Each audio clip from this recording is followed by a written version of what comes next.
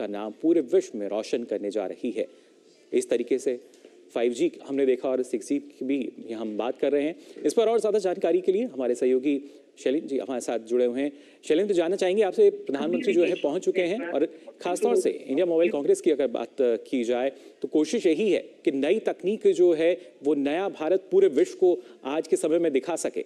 निश्चित तौर पर इंडिया मोबाइल कांग्रेस में हम जो प्रदर्शनी है उसमें देख रहे हैं कि नई नई तकनीक का प्रदर्शन किया गया है। पूरी दुनिया देख रही है कि भारत ने तकनीक के क्षेत्र में एक उल्लेखनीय प्रगति की है, लेकिन अब जरूरत इस बात की है कि हम दुनिया के लिए एक निर्यातक के तौर पर काम करें और स्वदेशी तकनीक, चाहे 5G तकनीक हो या फिर 6G की हम बात कर रहे हैं, उसमें दुनिया को हम मुहैया करा पाए और उस दिशा में भारत आगे बढ़ रहा है। और यही वजह है कि आप देखें जो प्रदर्शनी लगाई गई है उसमें इस तरह के स्लोगन्स है कि बनाएगा भारत, बना रहा है भारत। और हम अपनी तकनीकी प्रगति के साथ साथ जो तकनीक के क्षेत्र में जो विकास जिसका फायदा तमाम सेक्टर्स को मिल सकता है, न केवल देश में बल्कि दुनिया उसका फायदा उठा सकती है, उस दिशा में आगे बढ़ रहे हैं। यानी हम एक बहुत बड़े उपभोक्ता बाजार तो है ही, आप देखते हैं कि मोबाइल बाजार की बात करें तो बहुत बड़ा बाजार है, लेकिन अब उस ओर आगे बढ़ रहे हैं जहाँ भारत में बनी तकनीक दुनिया को उपलब्ध हो, स्वदेशी तकनीक का फायदा दुनिया भर के लोगों को मिल सके। और इसके लिए जरूरी है कि एक इकोसिस्टम हो। इसीलिए विश्वविद्यालयों में, महाविद्यालयों में लैब की बात की जा रही है, जहाँ एक इकोसिस्टम बनेगा, जहाँ एक तरह से रिसर्च होगी, कैसे हम नई तकनीक पर काम कर सकते हैं और कैसे वो एक मानव संसाधन, एक वर्क फोर्स तैयार कर सकते हैं। और यही वजह है कि हम देख रहे हैं कि विश्वविद्यालयों में लैब की शुरुआत भी होने जा रही है, तो ऐसे लैब शुरू होंगे। तो इससे एक बहुत बड़ा एक तरह जो गैप है, अच्छी हम जानते हैं कि अगर आप बीते दशकों में देखें तो भारत ने मोबाइल में और तमाम तकनीकी क्षेत्रों में प्रगति तो की थी, लेकिन हम तकनीक के मामले में विदेशों पर निर्भर थे, आयात पर निर्भर थे। लेकिन हाल के वर्षों में एक बड़ा बदलाव आया है जब हम देख रहे हैं कि हम स्वदेशी तकनीक पर आगे बढ़ रहे हैं, स्वदेशी तकनीक पर काम कर रहे हैं। जी बिल्कुल, और वही जो तकनीक है उसकी जानकारी भी प्रधानमंत्री नरेंद्र मोदी लेते हुए नजर आए, जो प्रदर्शनी का जिसका उन्होंने उद्घाटन किया। और कहीं ना कहीं शैलेंद्र, देखा जाए तो एक रुचि जो है वो प्रधानमंत्री लेते हैं, प्रदर्शनी में जाते हैं, वहां पूरी जानकारी लेते हैं और उसके बाद कोशिश वो यही करते हैं कि जो नवाचार को बढ़ावा देने की बात उन्होंने अलग अलग मंचों से कई बार दोहराई है, फिर चाहे जब हम तकनीक को बढ़ावा देने की बात कर रहे हैं, और कोशिश यही है कि एक ना सिर्फ बेहतर निर्माता बल्कि उसके साथ साथ बेहतर निर्यातक की स्थिति में हमारा देश जो है वो खड़ा हो सके। लेकिन जब हम तकनीक के क्षेत्र में इतनी तेजी से विकास कर रहे हैं और दुनिया देख रही है कि भारत ने कितनी प्रगति की है, डिजिटल पेमेंट में हमने देखा कि भारत ने एक अगुवाई की है, तमाम विकसित देश भी भारत से सीख रहे हैं। मोबाइल क्रांति हम देख रहे हैं बीते दशकों में भारत में आई है, स्मार्टफोन आज आपको हर हाथों में दिखाई देता है। तब ये जरूरी है कि भारत इसमें हब भी बने, स्वदेशी तकनीक पर, चाहे वो चिप निर्माण हो, सेमीकंडक्टर में आगे बढ़ने की बात हो या फिर 5G तकनीक और 6G तकनीक की बात हो, और इसके साथ ही साथ उस इकोसिस्टम की बात हो जहाँ विश्वविद्यालयों में लैब हो, एक तरह से जरूरी मानव संसाधन हो, उन सब दिशा में आगे बढ़ने का काम प्रधानमंत्री नरेंद्र मोदी की अगुवाई में किया जा रहा है। और यही वजह है कि आप देखिए कि दुनिया भर की जो कंपनियां हैं वो तो भारत आ ही रही हैं, लेकिन अब जोर इस बात पर है कि जो हमारी अपनी कंपनियां हैं जो ग्लोबल हो रही हैं, जो ऐसी तकनीक अब उसकी विकास की तरफ और रिसर्च इनोवेशन में काम हो रहा है जिससे दुनिया को चुनौतियों से निपटने में मदद मिले, तकनीकी उन्नयन में मदद मिले, उस ओर आगे बढ़ा जा रहा है। और यही वजह है कि मोबाइल कांग्रेस ने ये जोर इस बात पर है स्वदेशी तकनीक को किस तरह से और आगे उसको विकसित करके हम तेजी से आगे बढ़ सकते हैं और दुनिया के लिए निर्यातक का काम कर सकते हैं। जी बिल्कुल, और खासतौर से क्योंकि अलग अलग देशों की जो तकनीकें हैं, शैलेंद्र, पहले बात होती कि हमने अगर कोई कुछ जिसका निर्माण किया है वो उसी देश के पास रहती थी, लेकिन भारत जो कि वसुधैव कुटुंबकम के आधार पर लगातार आगे बढ़ रहा है और कोशिश यही है कि अगर हम निर्माण कर रहे हैं तो सिर्फ अपने लिए ना करें बल्कि पूरे विश्व के लिए करें, क्योंकि आज के समय में हम one earth, one family, one future की बात करते हैं। देखिए, बिल्कुल टिकाऊ विकास के लिए जरूरी है कि देश आत्मनिर्भर हो और तकनीक के मामले में भी हम ज्यादा से ज्यादा स्वदेशी तकनीक पर निर्भर हो। और निश्चित तौर पर जब हम तकनीकी उन्नयन में आगे बढ़ते हैं या किसी नई तकनीक पे काम करते हैं तो उसका फायदा केवल भारत को नहीं, दुनिया के तमाम देशों को मिलेगा। और जरूरत इस बात की है कि जब इतने बड़े बाजार के तौर पर हम भारत को दुनिया देखती है तो हम तकनीक के मामले में विदेशों पर निर्भर न रहे, स्वदेशी तकनीक को इजाद करें और इसका फायदा यह होगा कि एक बड़े स्तर पर रोजगार नए पैदा होंगे और उस तकनीक की जब हम निर्यात करेंगे या हम चिप बनाएंगे या सेमीकंडक्टर बनाएंगे या 5G और 6G तकनीक स्वदेशी निर्मित करेंगे तो निश्चित तौर पर दुनिया के तमाम ऐसे देश हैं जो उस तकनीक के खरीदार होंगे, ग्राहक होंगे, उससे दुनिया को भी तकनीकी विकास में आगे बढ़ने में फायदा होगा। तो एक तरह से देखें कि भारत में जो एक स्टार्टअप इकोसिस्टम है उसको भी फायदा होगा, रोजगार की नई संभावनाएं बढ़ेंगी और तमाम क्षेत्रों को भी उसका फायदा होगा, क्योंकि तकनीकी उन्नयन से नवाचार बढ़ता है और नवाचार बढ़ने से हम जानते हैं कि अलग अलग सेक्टर्स को फायदा होता है। इससे हमारी ग्रोथ को मदद मिलेगी, नए रोजगार के अवसर आएंगे और विकास को टिकाऊ बनाने में भी मदद मिलेगी। जी बिल्कुल, और कहीं ना कहीं शैलेंद्र अगर देखा जाए रोजगार के अवसर का सृजन तो उनका तो होगा ही, लेकिन एक जो विश्वास है जो हमारे देश के युवा हैं, जो युवा पीढ़ी है, उनका जो विश्वास है वो और भी ज्यादा प्रबल हो सकेगा, क्योंकि उनके लिए अब अवसर जो हैं वो कहीं बाहर नहीं बल्कि उनके देश में ही होंगे। और अब तो स्थिति है कि जो बाहरी देशों के लोग हैं वो यहाँ आकर शायद जो रोजगार के अवसर हैं उनको भी प्राप्त हो सकते हैं। देखिए, आप एक दशक पहले देखें तो ये बात होती थी कि भारत एक बड़े बढ़ता हुआ बाजार तो है, लेकिन हम मोबाइल बाहर से आयात करते हैं, भारत में मोबाइल नहीं बनता।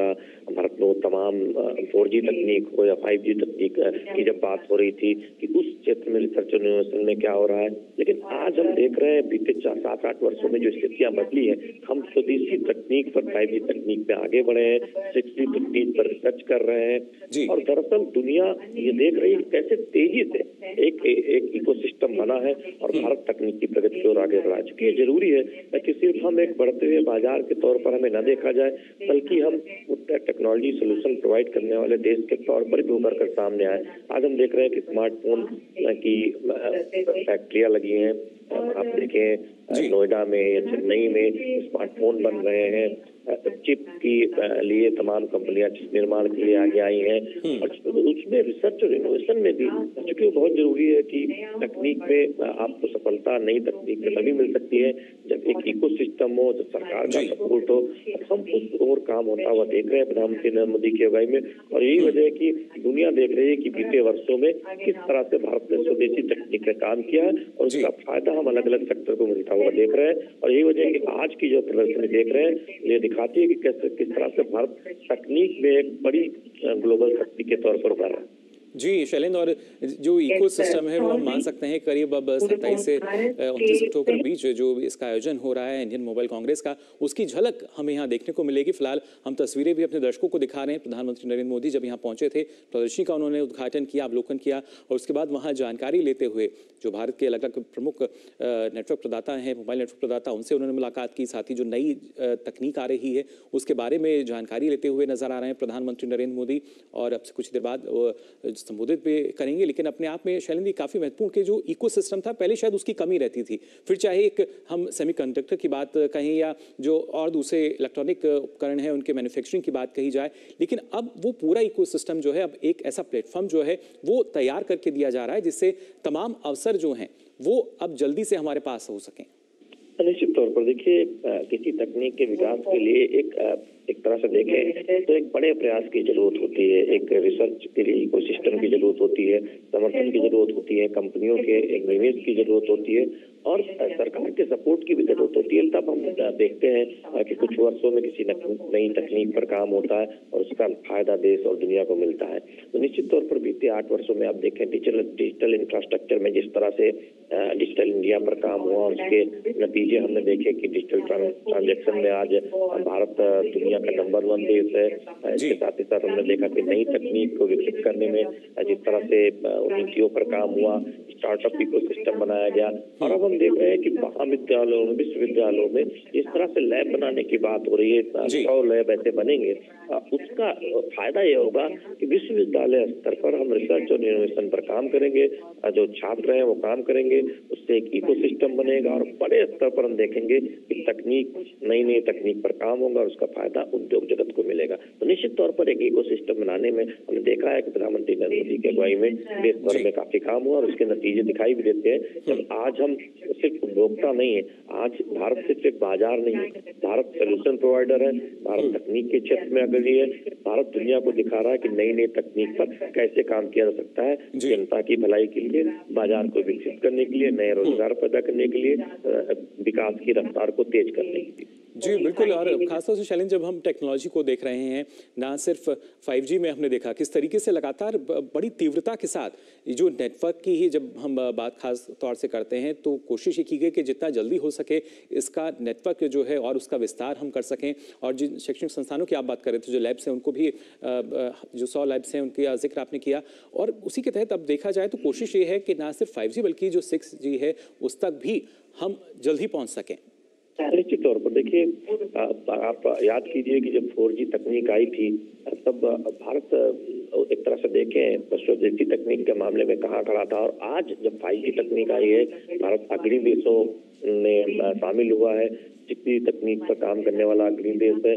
और आप देखिए कि आईटी में जब सॉफ्टवेयर क्रांति आई उसके बाद हार्डवेयर क्रांति आने में काफी समय लगा, लेकिन जिस तरह से हमने उस तरफ कदम बढ़ाए, जिस तरह से हमने देखा कि आप हार्डवेयर पे हम तेजी से आगे बढ़ रहे हैं, उसके बाद हमने देखा कि जो मोबाइल तकनीक है, टेलीकॉम सेक्टर है, उसमें हमने बहुत तेजी से काम किया। पहले एक बहुत बड़ा बाजार भारत में विकसित हुआ और अब हम इस पर काम कर रहे हैं कि स्वदेशी तकनीक आधारित मोबाइल फोन हो, जो नई नई तकनीक है उनका इस्तेमाल हो, 5G 6G तकनीक हमारी स्वदेशी हो। इसके साथ ही साथ हम दो टेक्नोलॉजी देख रहे हैं कि भारत में विकसित हो रही है, सेमीकंडक्टर भारत में बने, चिप भारत में बने, तो इन सब पर काम हो रहा है। तो दरअसल ये तभी संभव हो सकता है जब तकनीक स्वदेशी हो, जब हम अपनी तकनीक पर भारतीय कंपनियां काम करें, उसके लिए हम दूसरे कंपनियों पर, दूसरे देश की कंपनियों पर निर्भर न हो। और उसके लिए पूरे रिसर्च इनोवेशन सिस्टम पर काम किया गया है और कंपनियों ने उससे उत्साह भी दिखाया है, वो रिसर्च पर इन्वेस्ट भी कर रहे हैं, और हमने देखा है कि उस इकोसिस्टम का फायदा अब देश को मिल रहा है और जो भविष्य में दुनिया को भी मिलेगा। जब हम देखेंगे कि तकनीक के क्षेत्र में भारत एक अग्रणी देश के तौर पर उभर कर सामने आएगा, सोल्यूशन प्रोवाइड करने के मामले में, एक बड़े बाजार के मामले में, तो हम जानते हैं कि हम दुनिया के अग्रणी देश तो है ही, लेकिन साथ ही साथ नई तकनीक के मामले में भी हम अग्रणी देश बनते जा रहे हैं। जी, यानी कि अग्रणी भूमिका में जो नया भारत है अब वो नजर आने लगा है, उसी की बानगी, उसी की झलक यहाँ इंडिया मोबाइल कांग्रेस 2023 से अब पूरा विश्व जो है वो देख सकेगा। प्रधानमंत्री नरेंद्र मोदी यहाँ आज जब पहुंचे उन्होंने प्रदर्शनी का उद्घाटन किया और उसके बाद उसका अवलोकन भी किया, जानकारी लेते हुए किस तरीके से अलग अलग तकनीक जो है उसको लगातार हम बढ़ावा दे रहे हैं, कैसे उसका विकास किया जा रहा है, कैसे उसका विस्तार हो रहा है। और शुभेंदु शर्मा जी लगातार हमारे साथ जुड़े हुए हैं। शुभेंदु जी, आपसे भी जानना चाहेंगे क्योंकि जाहिर तौर पर चुनौतियां जब सामने रहती हैं तो ये ऐसा लगता है कि शायद हम कब तक जो हमारा लक्ष्य है इसको हासिल कर पाएंगे, लेकिन 5G नेटवर्क की अगर बात की जाए, जिस तीव्रता के साथ इसका विस्तार और विकास हुआ है वो अपने आप में काफी काबिल तारीफ। एब्सोल्युटली, आपने बिल्कुल सही कहा है कि बहुत ही काबिले तारीफ है जिस स्पीड से हम लोग 5G डिप्लॉय कर रहे हैं, जिस स्केल की हमारी पॉपुलेशन है, जो टेरेन की चैलेंजेस आते हैं, अगर आप अर्बन एनवायरनमेंट देखें या रूरल देखें, तो जिस तरीके से हम आगे बढ़ रहे हैं डिप्लॉयमेंट के लिए, वो काबिले तारीफ है। और ये हमें एकदम मैं तो ये कहूंगा अगर अभी हम 1000 BTS पर डे के हिसाब से चल रहे हैं, हमें उसको और बढ़ाना चाहिए ताकि हम जल्दी से जल्दी पूरे देश भर में 5G का नेटवर्क फैला सकें और 6G की तरफ आगे बढ़ सकें। तो ये बिल्कुल सही कदम है और स्पीड बहुत मैटर करती है, क्योंकि अगर आप स्पीड से डिप्लॉय नहीं करेंगे तो कहीं ना कहीं आप जो विश्व के जो आप एक अपने आप को पोजीशन पे आप लाना चाहते हैं, जो आप लीडर बनना चाहते हैं, जो आप ग्लोबल इकोनॉमी में आप नंबर 3 पे पहुंचना चाहते हैं, वो आपको कहीं ना कहीं ये डिप्लॉयमेंट आपको मदद करेगा, क्योंकि टेक्नोलॉजी, टेलीकॉम टेक्नोलॉजी एक ऐसी चीज है जिसके ऊपर सब कुछ डिपेंडेंट है, चाहे वो आज के टाइम में इंटरनेट हो, जॉब्स हो, हेल्थ केयर हो, एजुकेशन हो, कहीं ना कहीं आपकी टेलीकॉम इंडस्ट्री के ऊपर कहीं ना कहीं कनेक्ट होती है आपके। तो अगर हम इस चीज को आगे तेजी से बढ़ाएंगे तो कहीं ना कहीं वो हमें मदद करेगा, जो हम ग्लोबल इकोनॉमी में नंबर 3, नंबर 2 पे पहुंचना चाहते हैं, उसको जल्दी पहुंचने के लिए। बिल्कुल, उसमें भी इजाफा जो है वो हो सकता है। और किस तरीके से देखिए जो प्रयास है वो किए जा रहे हैं हर स्तर पर, खासतौर से फिर चाहे IT हब के रूप में हम देखते हैं और अलग अलग जो उत्पाद हैं, जो इलेक्ट्रिकल प्रोडक्ट हैं, उनकी मैन्युफैक्चरिंग की जब बात की जाती है या उनको कैसे जो खासतौर से जो मेक इन इंडिया के तहत हम कह सकते हैं जो बढ़ावा दिया जा रहा है, और उसी वजह से जो दूसरी कंपनियां हैं, जो नामी गिरामी कंपनियां हैं दूसरे देशों की, वो लगातार अपना जो निवेश हैं वो भारत में करने के लिए रुचि भी दिखा रही हैं। शैलेंद्र, अगर बात की जाए क्योंकि जो और भी जो देशों के प्रतिनिधि हैं वो यहाँ पर आ रहे हैं, जो तकनीक है वो भी दिखाई जाएगी, और खासतौर से अगले जो हम 3 दिन की अगर बात करें, क्योंकि ना सिर्फ 27 से लेकर 29 तक इसका जो आयोजन हो रहा है, और क्या कुछ खास कार्यक्रम इसमें रहेंगे?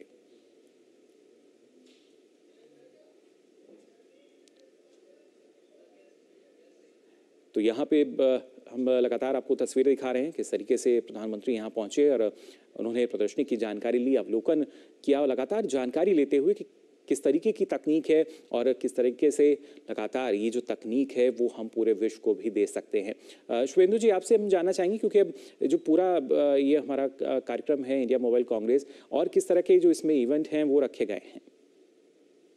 इसमें आप देखेंगे कि कई प्रकार की कॉन्फ्रेंसेस होंगी, राउंड टेबल कॉन्फ्रेंसेस, चर्चाएं होंगी जिसमें कि नई नई जो उभरती हुई टेक्नोलॉजीज हैं अपनी कंपनीज उसको प्रेजेंट करेंगी, उस पर चर्चाएं होंगी। उसके साथ साथ आप देखेंगे स्टार्टअप्स जो इकोसिस्टम है, अगर आप इंडिया का देखें जिससे अभी आप थोड़ी देर पहले चर्चा कर रहे थे, किस तरीके से सरकार ने जो पूरा स्टार्टअप का एक इकोसिस्टम है हार्डवेयर साइड पे, सेमीकंडक्टर साइड पे, जिसको प्रोत्साहन कर रहे हैं, तो वो बहुत सारी स्टार्टअप्स जो हैं इस इवेंट में पार्टिसिपेट कर रहे हैं और अपनी टेक्नोलॉजी जो उन्होंने पिछले कुछ महीनों में, वर्षों में जो प्रोग्रेस करी है वो शोकेस कर रहे हैं, जो कि एक बहुत ही नेक कदम है in terms of giving them the confidence. अगर आप देखें जो स्टार्टअप को बढ़ावा, प्रोत्साहन के साथ साथ जो एक फंडिंग होती है वो इकोसिस्टम बन रहा है, प्रोत्साहन इन जो इस तरीके के इवेंट्स होते हैं उसके थ्रू मिलता है।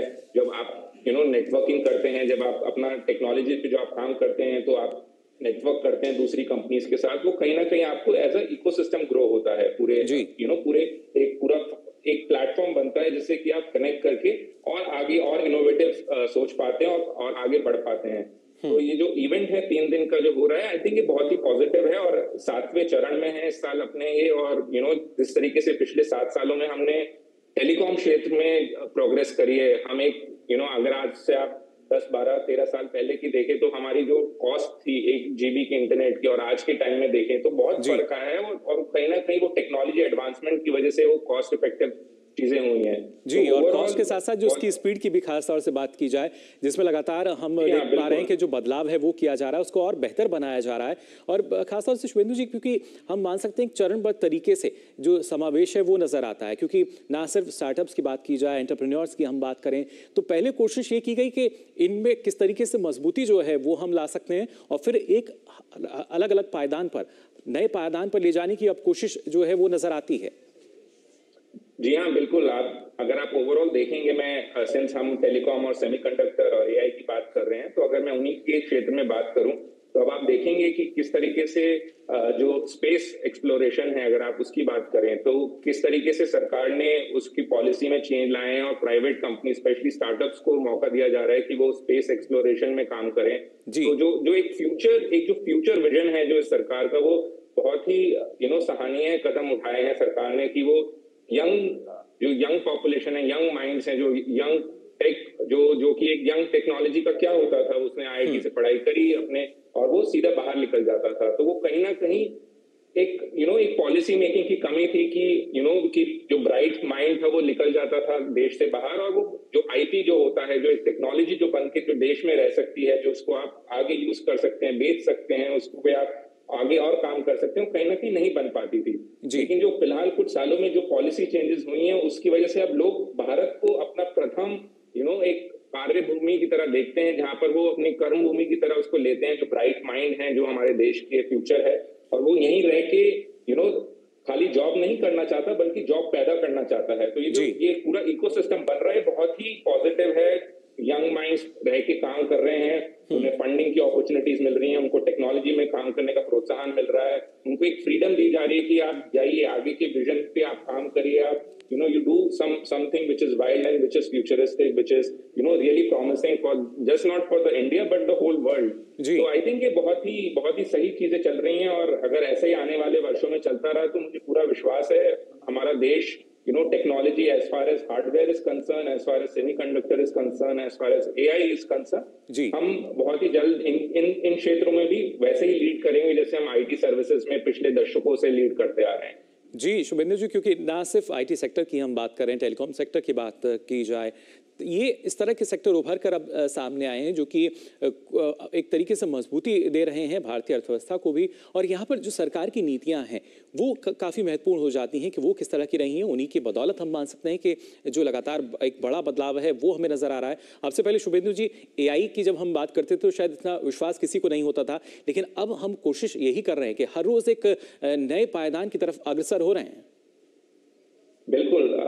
अगर आप एआई की बात करें तो कहीं ना कहीं हमारे पास सॉफ्टवेयर एडवांसमेंट थे, लेकिन हम लैक करते थे जो एआई के लिए हार्डवेयर चाहिए होता है जी।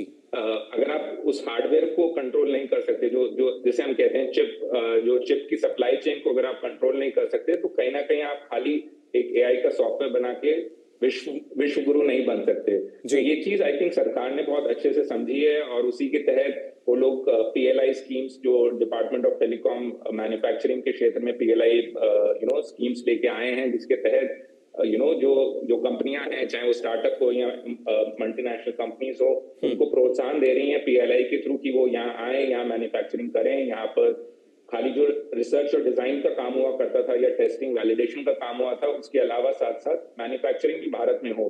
तो कहीं ना कहीं जब हमारे पास वो सप्लाई चेन की कंट्रोल हमारे हाथों में आएगी, हमारे देश के हाथों में आएगी, तो ये केवल आने वाले 4-5 सालों के लिए फायदेमंद नहीं है, आने वाले दशकों के लिए हमारे लिए फायदेमंद होने वाली है चीजें। क्योंकि अगर आप देखें आज के टाइम में ताइवान जैसा एक छोटा देश जो दुनिया की जो सेमीकंडक्टर की, जिसे आप कह सकते हो हार्ट बीट है, तो वो एक छोटा सा देश आज के टाइम में पूरे विश्व में अपना लोहा मनवाता है केवल हार्डवेयर की कैपेबिलिटीज की वजह से जी। और उस एक छोटे से आइलैंड को अगर आप देखें, उनके पास उनके जो नागरिक हैं, उन्होंने इतना अच्छा काम किया है उस क्षेत्र में कि वो आज के देश में एआई के लिए वो माने जा रहे हैं, क्योंकि उनके पास हार्डवेयर है।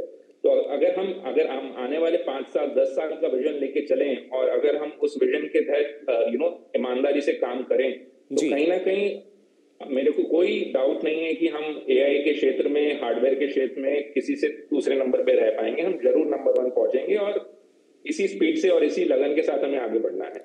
जी ज़रूर, और मैं उम्मीद करता हूं कि जल्द ही हम उस पायदान पर पहुंचेंगे जो पहले पायदान पर काबिज होंगे। और ख़ासतौर से ये अपने आप में काफ़ी महत्वपूर्ण कि जब हम नई तकनीक को बढ़ावा देने की बात करते हैं, प्रौद्योगिकी की बात करते हैं, तो उसके लिए किस तरह की नीतियाँ जो हैं वो बनाई जा रही हैं। लेकिन शुभेंदु जी, आपको लगता है कि उस तरह का जो विश्वास है वो भी दिलाना ज़रूरी है? अब से पहले शायद उस तरह का विश्वास जो है, फिर चाहे हम घरेलू स्तर पर देखें या जो बाहरी कंपनियाँ हैं, जब वो निवेश के लिए आती थी, शायद उनको उतना विश्वास नहीं दिला पाते थे। उस तरह का इंफ्रास्ट्रक्चर जो है शायद हम उनके सामने नहीं रख पाते थे। लेकिन आज के समय में हम कह सकते हैं कि अब कोशिश यही है कि ना सिर्फ जो इंफ्रास्ट्रक्चर है उसको बढ़ावा दिया गया है, बल्कि जो डिजिटल पब्लिक इंफ्रास्ट्रक्चर है उसमें भी एक बड़ा बदलाव जो है अब नजर आने लगा है। बिल्कुल, जो इसका पूरा श्रेय जाता है हमारी सेंट्रल गवर्नमेंट को under the leadership of our prime minister Modi ji. अगर आप देखें पूरा जो कॉन्फिडेंस बिल्डिंग मेजर है पिछले 9 सालों में, इस सरकार ने जो विश्व स्तर पर हमें कॉन्फिडेंस दिया है कि एक आत्मविश्वास हमें दिया है कि हम किसी के साथ, किसी भी देश के साथ आंखों में आंखें डाल के हम बिजनेस डीलिंग कर सकते हैं। आई थिंक वो बहुत ही सराहनीय कदम है जो उन्होंने उठाए। और ये ओवरनाइट नहीं होता है कि आप आज आए और कल को शुरू हो गया है। इसको करने में बहुत टाइम लगता है, इसमें एक डेडिकेशन चाहिए होती है। इसमें आपको जो पॉलिसी मेकिंग है, जो आपके जो आपका जिसे कहते हैं कि जो एक रेड कार्पेट चाहिए होता है वो लाना, उसके अंदर आपको ये इंश्योर करना कि जो कंपनीज आ रही हैं उनको एक टैक्स रिजीम के अंदर एक स्टेबिलिटी मिले, और ये सब चीजें जो होती हैं पॉलिसी मेकिंग से आती हैं। ये आप अगर आपकी पॉलिसी सही नहीं होगी, अगर आपकी पॉलिसी अनस्टेबल होगी, तो आप वो कॉन्फिडेंस बिल्डिंग मेजर्स आप नहीं कर सकते हैं। जी तो बिल्कुल। इसका पिछले 9 सालों के अंदर जो काम हुआ है, आई थिंक वो पिछले 60 साल का काम देख लें और पिछले 9 साल का काम देख लें, आपको कोई भी एक देशभक्त इंसान को क्लियरली वो दिख जाएगा कि कितना फर्क है दोनों, अगर आप कंपेयर करेंगे। जी बिल्कुल, जो फ़र्क है वो सीधे तौर पे नज़र आ सकता है। उस तरह की नीतियाँ हैं और ये कोशिश की जा रही है कि कैसे और ज़्यादा जो विश्वास है वो हम दिला सकते हैं। फिलहाल ये तस्वीरें जब प्रदर्शनी का उद्घाटन किया, उसके बाद उसका अवलोकन किया प्रधानमंत्री नरेंद्र मोदी ने, और अब से थोड़ी देर बाद वो इंडिया मोबाइल कांग्रेस के 7वें संस्करण को संबोधित भी करेंगे।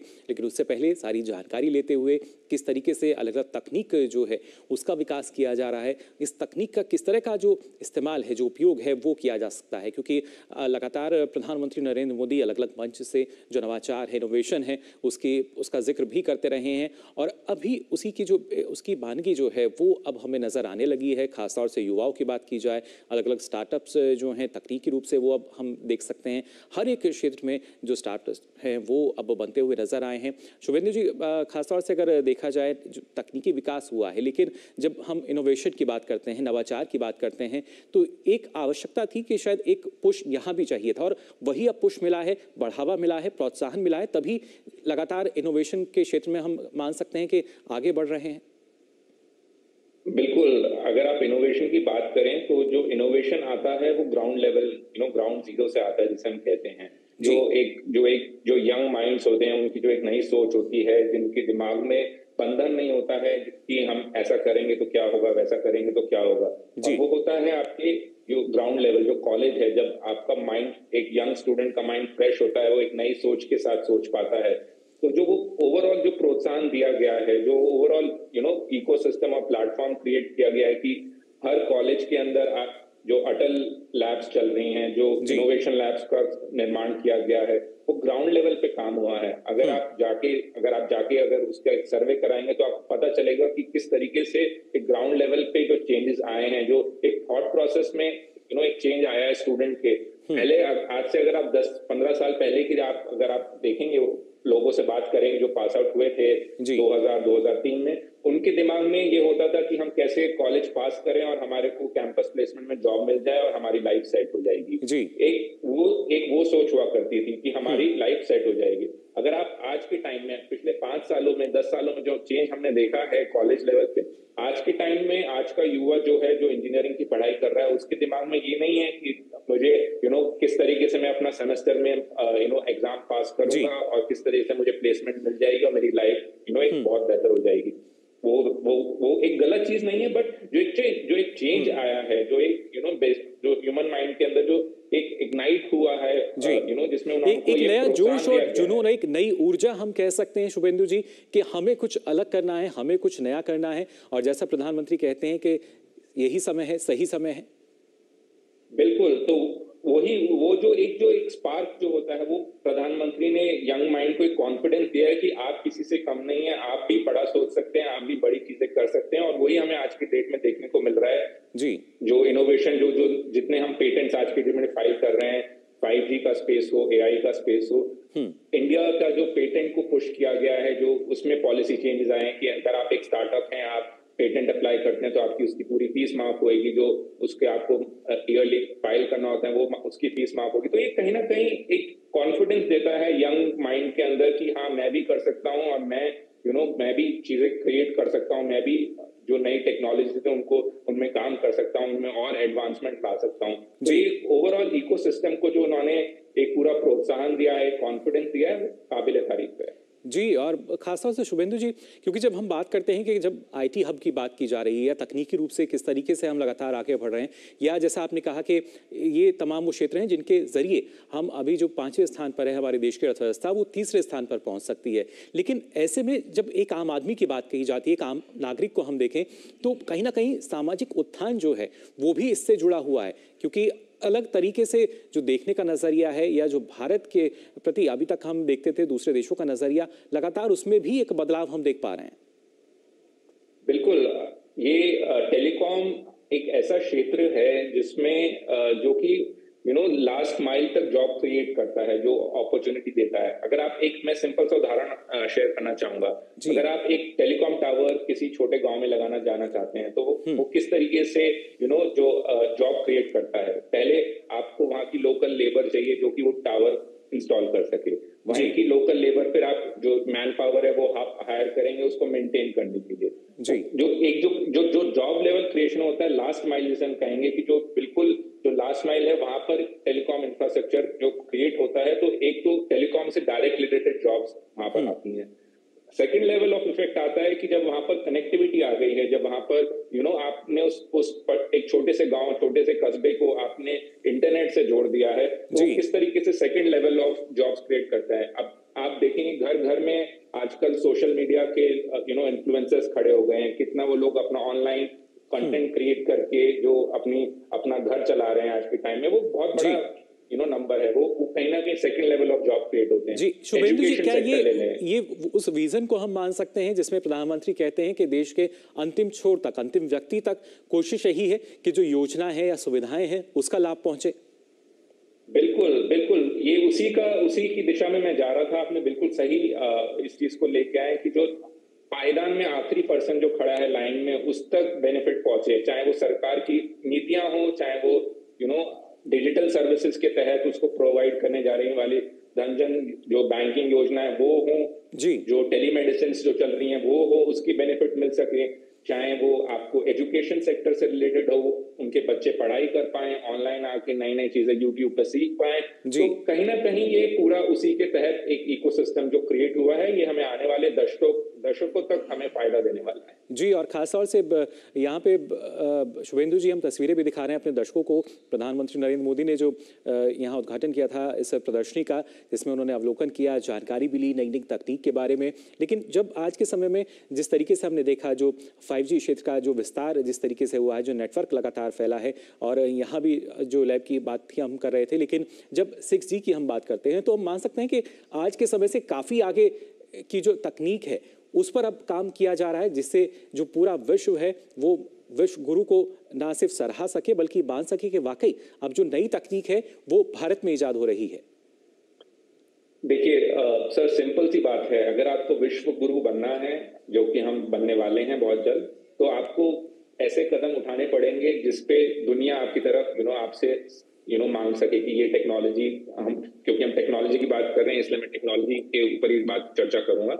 तो 6G पे जब हम आज काम शुरू कर रहे हैं, तो आने वाले 2 साल 3 साल में जब वो तकनीक तैयार होगी और केवल भारत उन गिने चुने विश्व में गिने चुने कंट्रीज में से होगा जिनके पास वो टेक्नोलॉजी होगी, तो कहीं ना कहीं हम एक विश्व गुरु कहलाने के सही मानने में योग्य कहलाएंगे।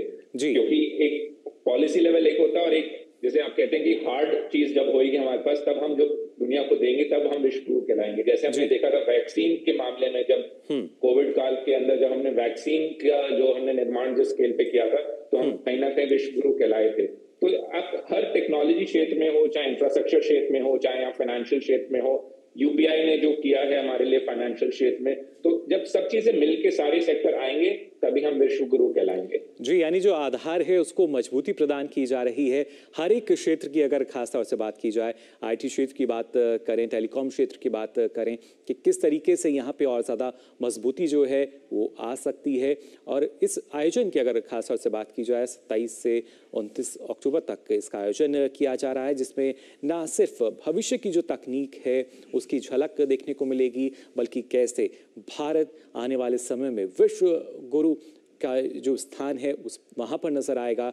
उसकी वानगी भी यहाँ इस इंडिया मोबाइल कांग्रेस में नजर आने वाली है। अब से कुछ ही देर बाद प्रधानमंत्री यहाँ लोगों को संबोधित भी करेंगे, लेकिन उससे पहले उन्होंने प्रदर्शनी का अवलोकन किया। वो तस्वीरें फिलहाल आप अभी देख पा रहे हैं, जानकारी ली किस तरीके की तकनीक है, कैसे इसका निर्माण किया गया है, और उसके साथ साथ क्या इस तकनीक के जरिए कितना फ़ायदा जो है वो मिल सकता है। क्योंकि अब जो तकनीक है उसका दायरा कोई सीमित नहीं है, उस तकनीक को कैसे हम बढ़ावा दे सकते हैं। अगर कुछ भी एक तकनीक जो पहले शायद एक ज़िले तक रह जाती थी, एक राज्य तक रह जाती थी, लेकिन अब प्रयास यही है कि इसका और ज़्यादा विस्तार किया जा सके, और ज़्यादा जो लोग हैं इन क्षेत्रों से जुड़े हुए उनको और ज़्यादा प्रोत्साहित किया जा सके, उन्हें ज़्यादा बढ़ावा दिया जा सके। और ऐसे में शुभेंदु जी, जब हम नए क्षेत्रों को जब हम देखते हैं तो यहाँ पे एक समय था जब शायद उस तरह की रुचि जो है युवा नहीं लेते थे, लेकिन अब कहीं ना कहीं जब इतने सारे अवसर उन्हें नजर आते हैं तो रुचि भी वो ले रहे हैं, और खासतौर से जो विदेशी कंपनियां हैं वो ज्यादा रुचि ले रही हैं निवेश करने में भी। बिल्कुल, अगर आप कोई भी कंपनी देखें आज के टाइम में, इंटरनेशनल कंपनी हो, चाहे वो सेमीकंडक्टर की बात करें तो फॉक्सकॉन जो विश्व की टॉप सेमीकंडक्टर मैन्युफैक्चरिंग कंपनी है में गिनी जाती हैं, उनकी बात कर लें, चाहे आप और जितनी भी, चाहे टेलीकॉम नॉन टेलीकॉम रिलेटेड जितनी कंपनीज हैं, आप किसी की भी बात करें तो आज के टाइम में सब भारत में निवेश करना चाहते हैं, क्योंकि वो कहीं ना कहीं जानते हैं कि भारत उभरती हुई जो इकोनॉमी है, जो जिस स्पीड पे बढ़ रही है और जिस स्टेबल पॉलिसी फ्रेमवर्क के साथ आगे बढ़ रही है, तो ये एक सही समय है कंपनीज को भारत में निवेश करने के लिए और यहाँ के आके बिजनेस करने के लिए। हमारा यंग जो पॉपुलेशन है, हमारे में एजुकेशन जो लेवल है हमारा यूथ का वो बहुत हाई है। जो हमारी एक ओवरऑल जो एक पूरा ओवरऑल इंफ्रास्ट्रक्चर जो हम क्रिएट कर रहे हैं, चाहे वो एविएशन सेक्टर हो, चाहे वो रेलवे इंफ्रास्ट्रक्चर हो, चाहे वो रियल एस्टेट हो, रोड ट्रांसपोर्ट हो, हर तरीके से जो जिस स्केल पे जिस स्तर पर काम हो रहा है वो कहीं ना कहीं एक कॉन्फिडेंस। और ये सीधी तस्वीरें प्रधानमंत्री यहाँ पहुंचे हैं श्री नरेंद्र मोदी जी का। माननीय प्रधानमंत्री जी वहाँ पर छात्र छात्राओं का अभिवादन करते हुए वसुधैव कुटुंबकम के दृष्टिकोण को, भावना को आत्मसात करते हुए एक ऐसे नेता जिन्होंने अपनी ऊर्जा से, वैश्विक भलाई की विचारधारा से और सभी के कल्याण के प्रति अपनी प्रतिबद्धता से दुनिया भर के लाखों लोगों को प्रेरित किया है। देवियों सज्जनों, a leader under whose leadership India has dared to dream and dream big, dream out of box, dream the future and aspire to be the third largest economy in the world. देवी सज्जनों, माननीय प्रधानमंत्री जी के नेतृत्व में artificial intelligence, geospatial systems, drone से लेकर semiconductor, space technology तक, genomics, pharmaceuticals, clean technology से लेकर 5G तक और अब 6G, ये सभी सेक्टर्स आज देश की प्राथमिकता है। कोविड-19 के दौरान भी माननीय प्रधानमंत्री जी के नेतृत्व में भारत ने कोविन प्लेटफॉर्म के साथ डिजिटल दृष्टिकोण को अपनाया। And now, ladies and gentlemen, as you can see, माननीय प्रधानमंत्री जी हमारे साथ यहाँ पर आप सभी की जोरदार तालियों के बीच में प्रधानमंत्री जी का स्वागत करते हैं। इंडिया मोबाइल कांग्रेस 2023 देवीय सज्जनों, माननीय प्रधानमंत्री जी के अपने 130 करोड़ के परिवारजन की उनकी सेवा समर्पण का प्रतीक है, प्रमाण है। अद्वितीय समर्पण और संकल्प के धनी भारत के यशस्वी तेजस्वी प्रधानमंत्री आदरणीय श्री नरेंद्र मोदी जी का आप सभी की तालियों के साथ पुनः यहाँ पर स्वागत मंच पर।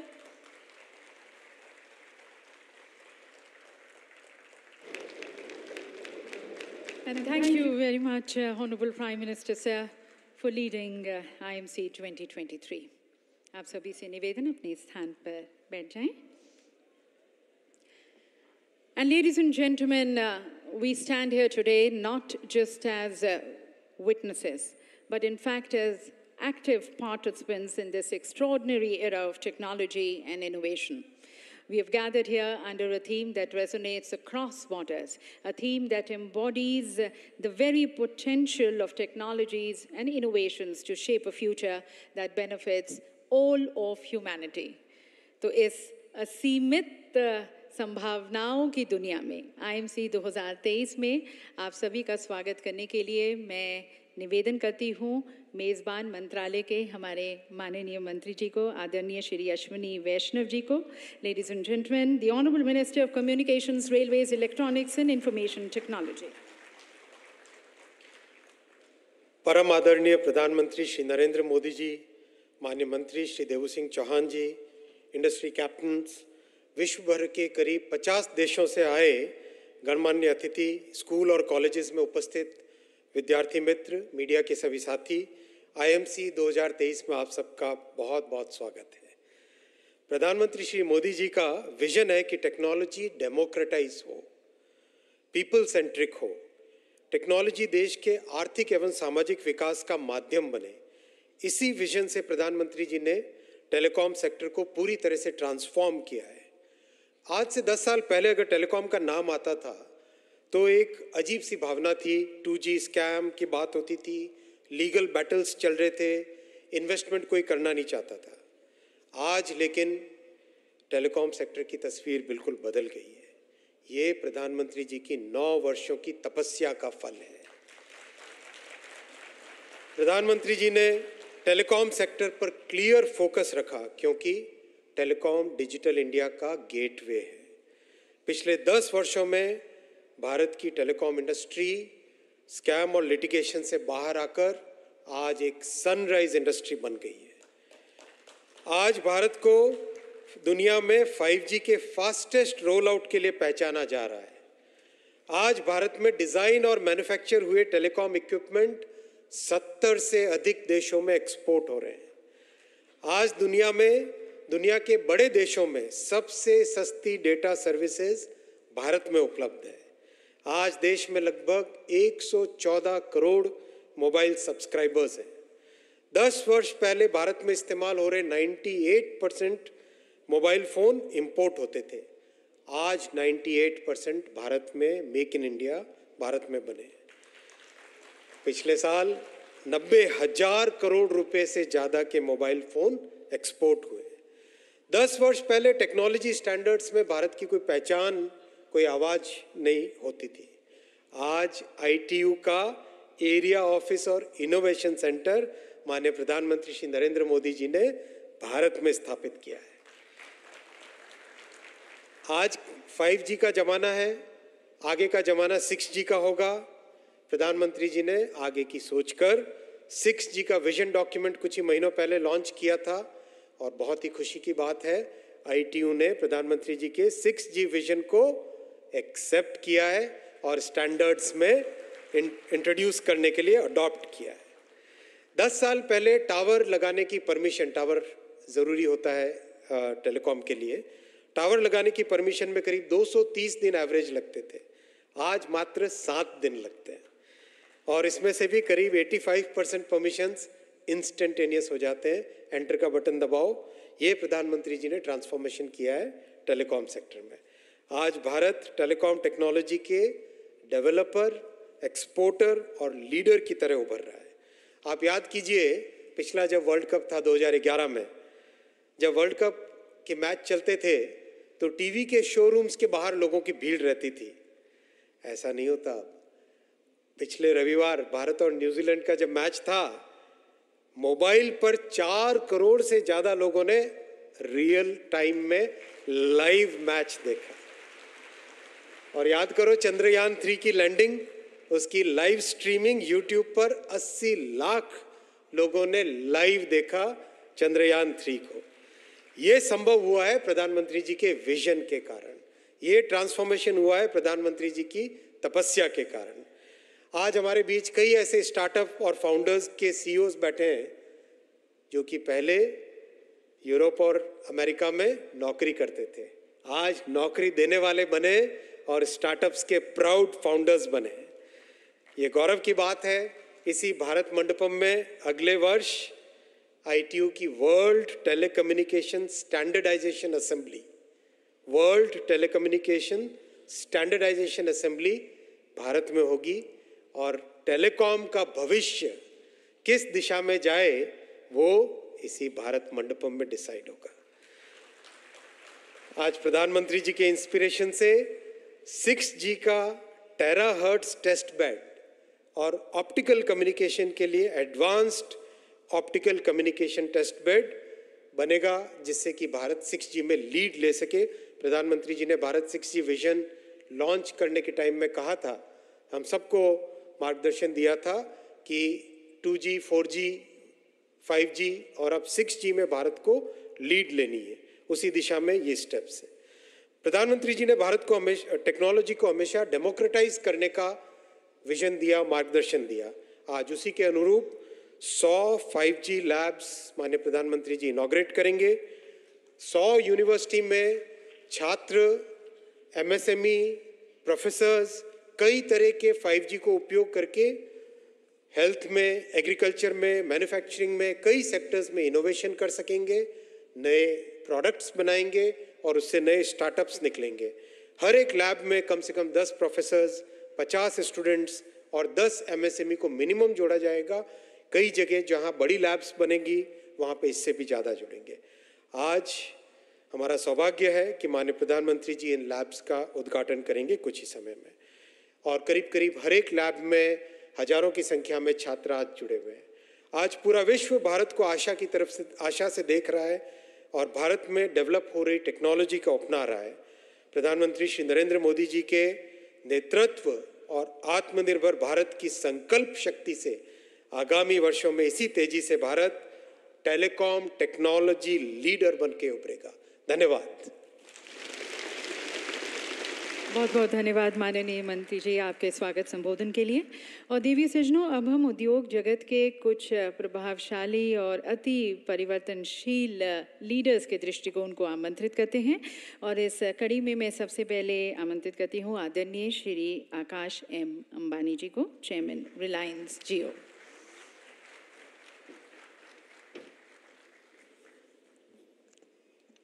Most respected Prime Minister Narendra Bhai Modi ji, most respected Honorable Mr.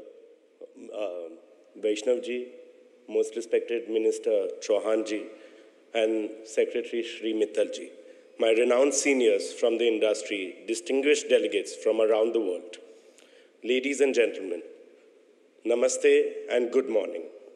Our visionary Prime Minister, every generation needs a vision that inspires it to do great things. You have given my generation an aspirational vision of transforming our country into Viksit Bharat. If anyone wants to get a glimpse of how a developed India is being built, all they should do is come to the India Mobile Congress. Sir, you have kept yourself young at heart, thought, and actions. Just like the youth, you embrace innovation, welcome change, and challenge the status quo. You are always working on using the latest technology that can improve the lives of our people. The best example of it is India's digital public infrastructure, which has been internationally praised. Millions of youngsters like me are inspired by your work in making Digital India a means to build a more innovative, inclusive, and sustainable world. Last year, you challenged us to make India a global leader in 5G technology. Your challenge energized us, and what we have achieved has stunned the world. We at Jio unleashed the fastest rollout of 5G technology witnessed anywhere in the world, deploying a 5G cell every 10 seconds. Jio has installed over 10 lakh 5G cells across all 22 circles of India. I am humbled to share that Jio alone has contributed to 85% of the overall 5G capacity in the country and provided one of the fastest 5G internet speeds in the world. Furthermore, Jio's 5G rollout is powered by 100% in-house 5G stack, designed, developed, and manufactured entirely by Indian talent. You command us to make us Bharat Atmanirbhar in high-tech.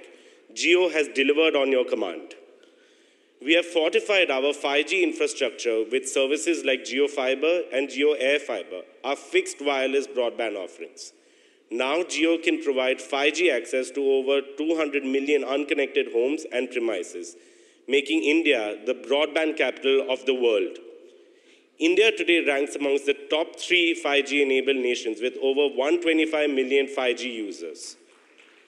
The transformative power of 5G will provide new employment and entrepreneurial opportunities to millions of Indians.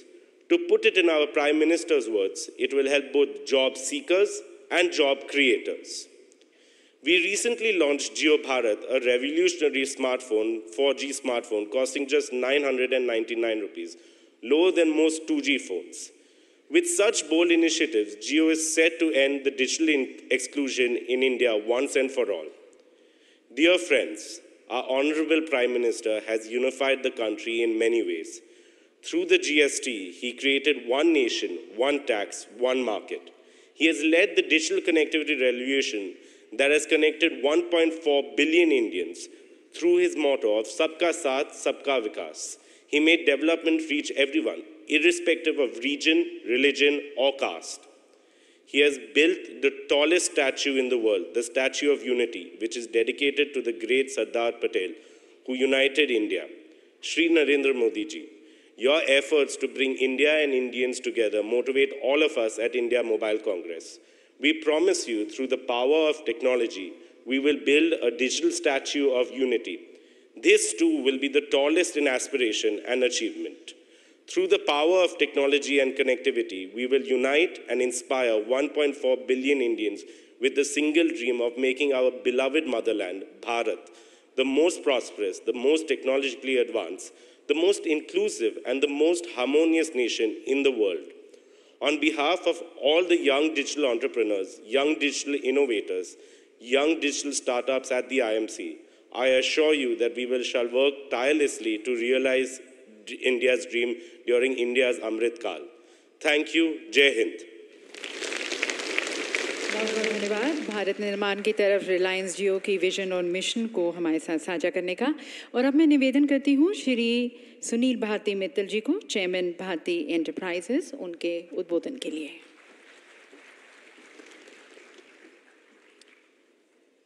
आदरणीय प्रधानमंत्री जी, respected ministers, Secretary Telecom, distinguished guests, my friends from the industry and media, ladies and gentlemen. I am delighted to be back here at the edition of IMC 2023, yet another spectacular and successful event showcasing Digital India, the technology that supports it, importantly the young startups that have taken deep roots in our country. Prime Minister, sir, very earlier on in your Prime Ministership, you gave some bold visions to this country. Two pillars are very important for IMC 2023, and I'll briefly touch upon those two. First was Digital India. We were truly inspired when you made the clarion call for all of us to lift our game and support the Digital India's vision. You realize that as India builds the hard infrastructure, which by the way is also being built at a very feverish pace, you recognize that if you can give tools in the hands of citizens to lift their lives, India could progress in leaps and bounds. आपने jam Trinity का नारा लगाया। वो नारा जो जनधन, आधार और mobile के base पे था, उसने आज ऐसी रूट पकड़ी है कि दुनिया भर में उसकी चर्चा हो रही है। आकाश ने अभी डिजिटल पब्लिक इंफ्रास्ट्रक्चर की बात की। जहाँ से भी मैं दुनिया में लोगों को मिलता हूँ, सब में एक ही बात है कि इंडिया ने अपने आप को डिजिटली कन्वर्ट कैसे किया। ये डिजिटल पब्लिक इंफ्रास्ट्रक्चर जो है, इसको इंडिया से लिफ्ट करके हम अपनी कंट्रीज़ में कैसे शिफ्ट करें, country after country, whether it is world bank, United Nations, WTO, Africa union, European union, G20, OECD countries, BRICS, एक ही नारा लग रहा है हर जगह, digital infrastructure that India has built can accelerate the world economy, especially in those countries which have lack of infrastructure. To that extent, Prime Minister, sir, we have to salute your vision of what you started has really yielded results. The second most important one is Make in India. Again, something that you inspired the entire nation. I spoke about this last year, कि मेरी ज़िंदगी में शायद manufacturing इस देश में नहीं हो पाएगी जो स्केल और साइज़ में हम चाहते थे। पिछले साल मैंने ये कंसीड किया कि ये देश ऑलरेडी मैन्युफैक्चरिंग के मामले में बहुत तेज़ी से आगे बढ़ रहा है और पिछले एक साल में प्रधानमंत्री जी, मैं आपको विश्वास दिलाना चाहता हूँ, मंत्री जी ने भी उसके बारे में जिक्र किया कि बहुत डीप रूट्स इंडिया ने पकड़ लिए हैं मैन्युफैक्चरिंग में। एप्पल से लेके डिक्सन, सैमसंग से लेके टाटाज, हर कंपनी छोटी बड़ी स्टार्टअप मैन्युफैक्चरिंग पे पूरी तरह जूझ गई है और इंडिया एक मैन्युफैक्चरिंग नेशन की तरह, specially for a digital infrastructure, एक बहुत बड़े पैमाने पे एक वर्ल्ड लीडर साबित हो रहा है इस वक्त। इसके लिए मैं आपको बधाई देना चाहता हूँ। एयरटेल की तरफ से हमने आपसे वायदा किया था कि हम पूरे ज़ोर से, पूरी शक्ति से 5G रोल आउट करेंगे और मैं आज आपको ये शेयर करना चाहता हूँ कि 5,000 टाउन्स और करीब 20,000 विलेजेस में एयरटेल का 5G लग गया है और बहुत तेज़ी से हम अपना काम बढ़ा रहे हैं और जैसे हमने प्रॉमिस किया था, by March 2024 we would have covered the entire country with 5G network, and this will be truly the fastest 5G rollout anywhere in the world. You made a call day before yesterday that all villages that are remaining in the country must be covered by March 24. Prime Minister, sir, we will make every effort to do it. We are putting in a lot of efforts along with the DOT through the USL fund to go to Northeast, to go to border areas, to go to those difficult villages. But a new technology is now available for our country. Satellite communications is here to serve every inch of our country and, of course, the globe. With your intervention, we were able to get 2 rockets, GSLV Mark III, from ISRO to launch 72 satellites last year, and today OneWeb constellation, in which Bharti has the largest stake, is ready to serve the globe, is ready to serve the country. Anybody, anywhere in the country, however remote or far or in difficult areas they are located, can be connected from next month onwards from a satellite ground station that has been set up in Mehsana, Gujarat. In closing, I would like to assure the Honorable Prime Minister and all of those who are assembled here, Airtel has been at the forefront of telecom revolution. We will keep on dutifully doing our job. We will keep on shoulder to shoulder with our other operator colleagues, build India's digital highway to support India's digital vision as well as Make in India. Thank you very much. तो ज़मीन से आसमान तक Airtel के बढ़ते हुए digital कदम एक सशक्त और विकसित भारत के निर्माण की तरफ बहुत बहुत धन्यवाद सर। और अब मैं निवेदन करती हूँ आदरणीय श्री कुमार मंगलम बिरला जी को, चेयरमैन आदित्य बिरला ग्रुप, उनके उद्बोधन के लिए।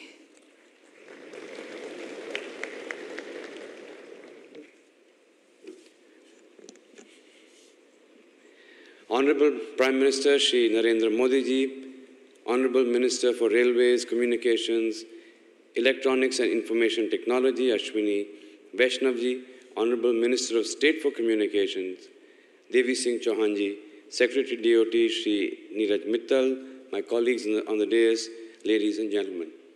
At the outset, I want to thank the Honorable Prime Minister for his visionary leadership in driving India's digital transformation. His commitment to digital inclusion is rooted in the principle of Antoday, which aims to ensure that every citizen benefits from these initiatives. Given this approach, it is no wonder that India's digital evolution is gaining global recognition as a benchmark for promoting both digital transformation and inclusive growth. India has now clearly emerged as a champion for the Global South. Inspired by our Honorable Prime Minister's vision, many countries in the Global South are now eager to adopt India's path-breaking digital public infrastructure assets across identity, payments, and data management.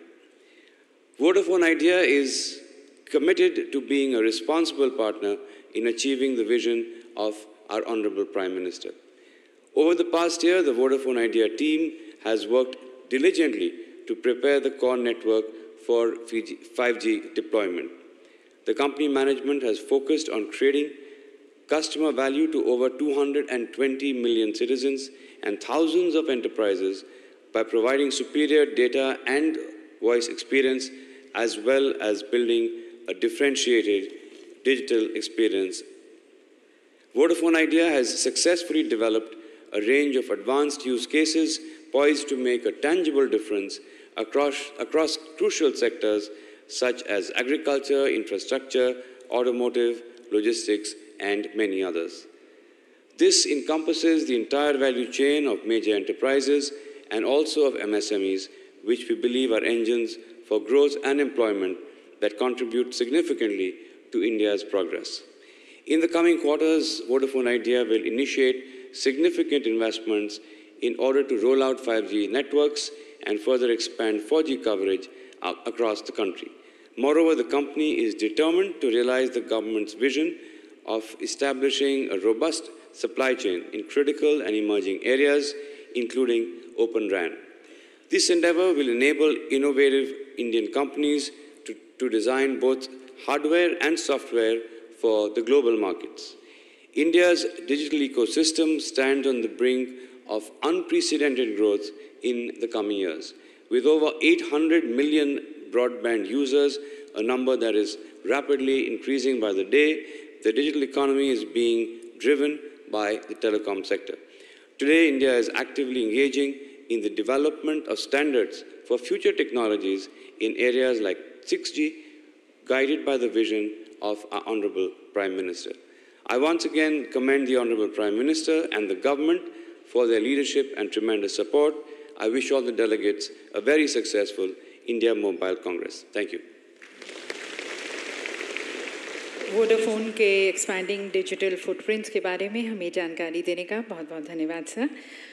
और देवी सज्जनों, India mobile Congress 2023 माननीय प्रधानमंत्री जी के दृष्टिकोण technology और innovation से समृद्धि, उन्नति और सतत विकास, इस दृष्टिकोण को साकार करती है। And then it is not just about a nation's digital journey, but in fact it is about a global dialogue on the immense possibilities that emerge when visionary leadership converges with technology and innovation. So we take you in this very exciting and exhilarating and promising world of India Mobile Congress 2023 through a short film. India, a name synonymous with innovation. Driving digital growth across the world. With over 1 billion mobile phones and 800 million active internet users, India is now at the helm of the global digital reform. It is no surprise that the country now accounts for over 46% of global digital transactions. This achievement is a result of the visionary leadership of the Honorable Prime Minister Shri Narendra Modi, who has consistently taken comprehensive steps to harness the nation's vast potential in this sector. In October 2022, during the India Mobile Congress, he ushered in a new era of connectivity by launching 5G services for the nation. 2G, 3G, 4G के समय Bharat technology के लिए दूसरे देशों पर निर्भर रहा, लेकिन 5G के साथ भारत ने नया इतिहास रच दिया है। 5G के साथ भारत पहली बार टेलीकॉम टेक्नोलॉजी में ग्लोबल स्टैंडर्ड तय कर रहा है, भारत लीड कर रहा है। India has moved so far this decade with its digital public infrastructure, with the adoption of technology.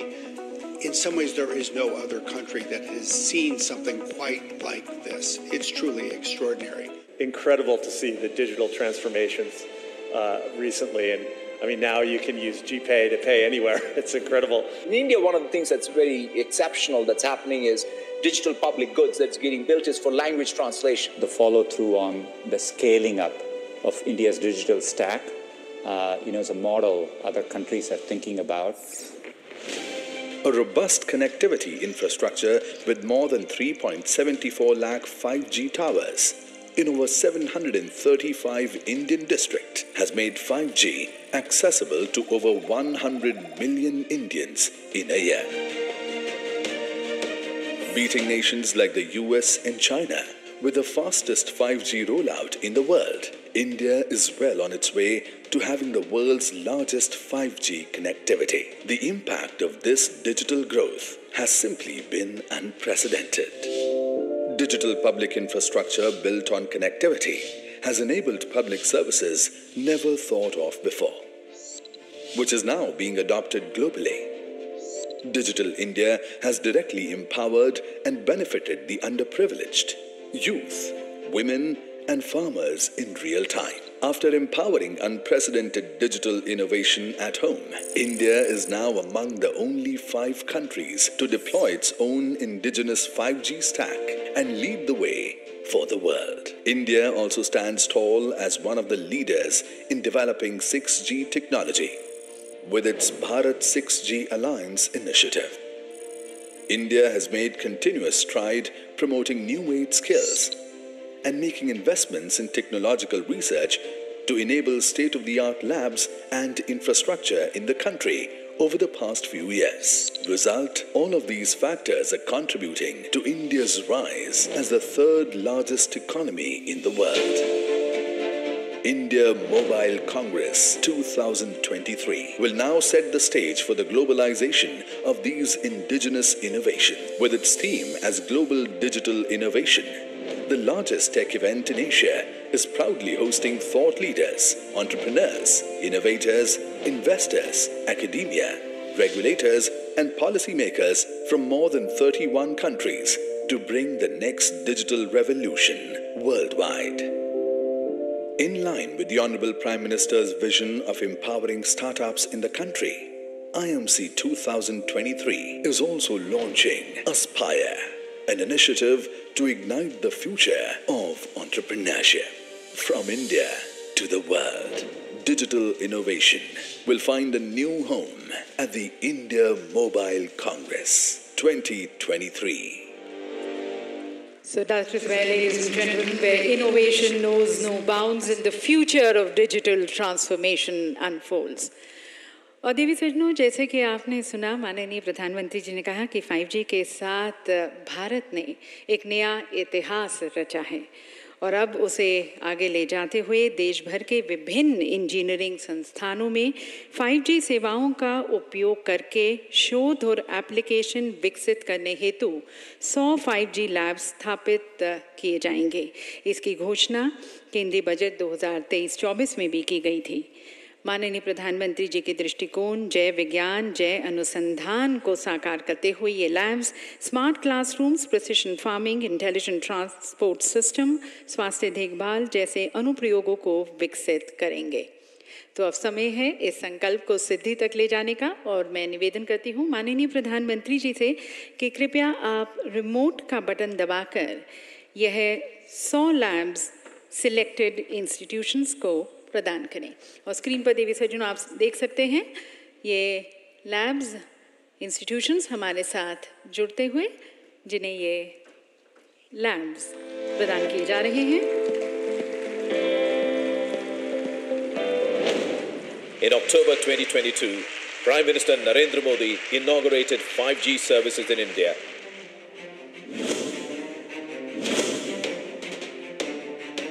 And impressed upon the potential of 5G that can transform the lives of the common man by enabling innovations in diverse socio-economic spheres. To realize this, in March 2023, Prime Minister Narendra Modi emphasized the establishment of 100 5G labs. आने वाले समय में भारत 100 नई 5G labs की स्थापना करने जा रहा है। इससे 5G से जुड़ी अपॉर्चुनिटीज, बिजनेस मॉडल्स और एम्प्लॉयमेंट पोटेंशियल को जमीन पर उतारने में बहुत मदद मिलेगी। PM's announcement is now a reality, wherein 100 institutions have been selected for the award of 5G labs, which consists of compact 5G network and use case devices such as drone, AR/VR headset, startup testing kit to develop use case applications related to education, health, agriculture and other sectors. 100 new 5G labs will act as testing cum breeding grounds for upskilling local innovators such as students and startups and aid in developing new range of use case applications according to India's common man needs, further enabling India's ascent towards becoming the third largest economy in the world. Now, in the presence of Honorable Prime Minister, 5G labs are being awarded to 100 institutions in Andhra Pradesh, Arunachal Pradesh, Assam, Bihar, Chandigarh, Chhattisgarh, Delhi, Goa, Gujarat, Haryana, Himachal Pradesh, Jammu and Kashmir, Jharkhand, Karnataka, Kerala, Madhya Pradesh, Maharashtra, Manipur, Meghalaya, Mizoram, Nagaland, Odisha, Puducherry, Punjab, Rajasthan, Sikkim, Tamil Nadu, Telangana, Tripura, Uttar Pradesh, Uttarakhand, West Bengal. With these labs, India will be a front runner in designing, developing and deploying 5G and 6G technologies. Jai Hind. तो सभी institutions को बहुत-बहुत बधाई. And ladies and gentlemen, in a world which is continuously looking for more sustainable and innovative solutions, India, under the leadership of Honorable Prime Minister Modi, is stepping up to provide answers and solutions to these global challenges. And again, it is not just about Make in India or Make for India, but it is about providing solutions which the whole world can embrace. माननीय प्रधानमंत्री जी के नेतृत्व में भारत का digital transformation वैश्विक समाधान प्रदान करता है, एक ऐसे भविष्य को आकार देता है जहां पर प्रौद्योगिकी वैश्विक भलाई के लिए एक ताकत के रूप में कार्य करती है, जहां वे समाजों का उत्थान करती है, विभाजन को पाटती है और वैश्विक स्तर पर नवाचार को बढ़ावा देती है. And today, ladies and gentlemen, we have the distinct honor and privilege of listening to a global visionary leader for whom the whole world is one big family. We invite his views and guidance on the theme of global digital innovation, which is the cornerstone of our collective journey in this shared sustainable future. So please join me, ladies and gentlemen, as I extend a very warm and enthusiastic invite to the Honorable Prime Minister for his inaugural address.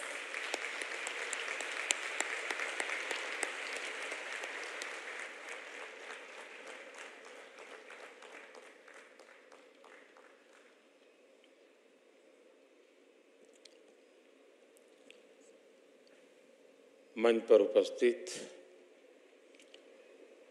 केंद्र सरकार में मेरे साथी,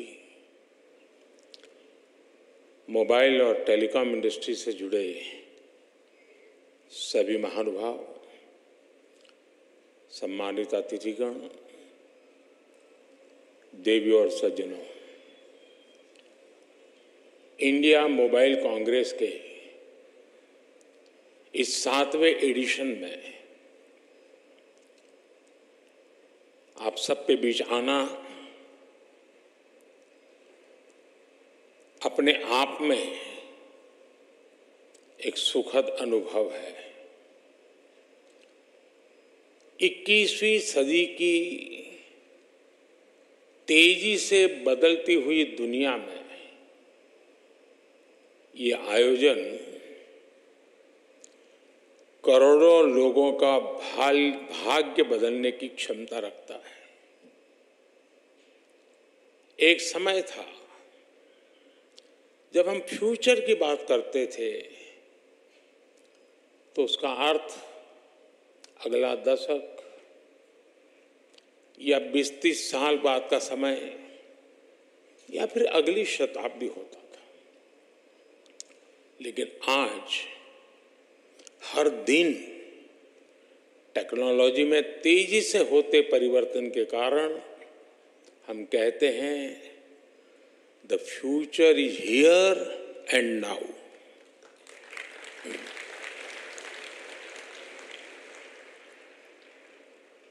अभी कुछ minute पहले मैंने यहाँ एग्जीबिशन में लगे कुछ स्टॉल्स देखे। इस एग्जीबिशन में मैंने उसी फ्यूचर की झलक देखी, चाहे टेलीकॉम हो, टेक्नोलॉजी हो या फिर कनेक्टिविटी, चाहे 6G हो, AI हो, साइबर सिक्योरिटी हो, सेमीकंडक्टर्स हो, ड्रोन या स्पेस सेक्टर हो, डीप सी हो, ग्रीन टेक हो या फिर दूसरे सेक्टर्स। आने वाला समय बिल्कुल ही अलग होने जा रहा है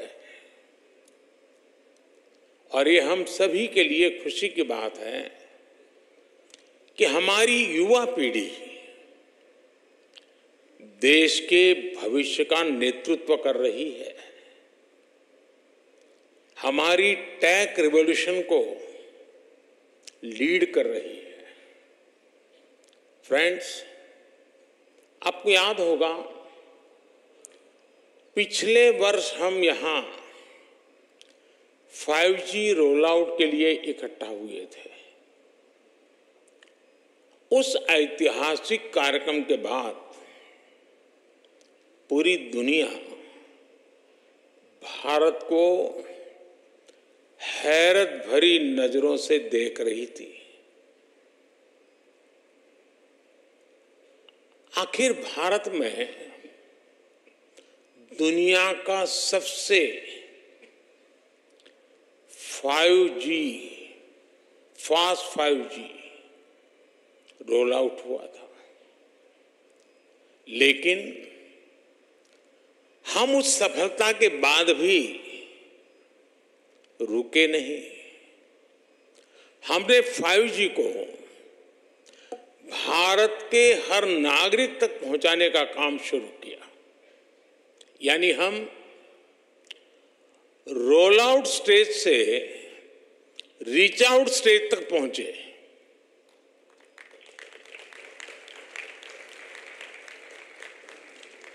साथियों, 5G लॉन्च के 1 साल के भीतर ही भारत में करीब 4 लाख 5G बेस स्टेशंस बन गए हैं। इनसे देश के 97% शहरों और 80% से ज्यादा पॉपुलेशन को कवर किया जा रहा है। भारत में पिछले 1 वर्ष में मीडियन मोबाइल ब्रॉडबैंड उसकी स्पीड करीब 3 गुना बढ़ गई है। मोबाइल ब्रॉडबैंड स्पीड के मामले में भारत एक समय था 118 से हम वहां पर अटके पड़े थे, आज 43rd पोजीशन पर पहुंच गए हैं।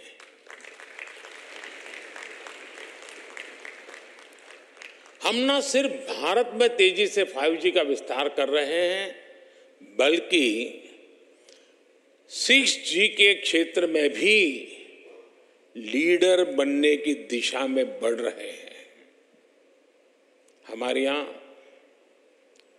2G के समय क्या हुआ था, शायद नई पीढ़ी को पता नहीं होगा, लेकिन मैं इसका वर्णन नहीं करूंगा, वरना शायद मीडिया वाले उसी बात को पकड़ेंगे और किसी चीज को बताएंगे नहीं।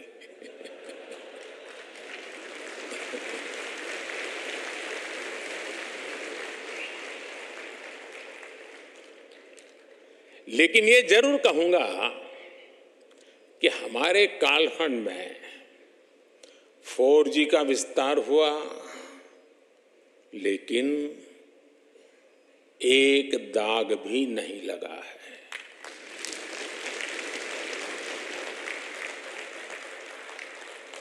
मुझे विश्वास है कब 6G में भारत दुनिया को लीड करेगा।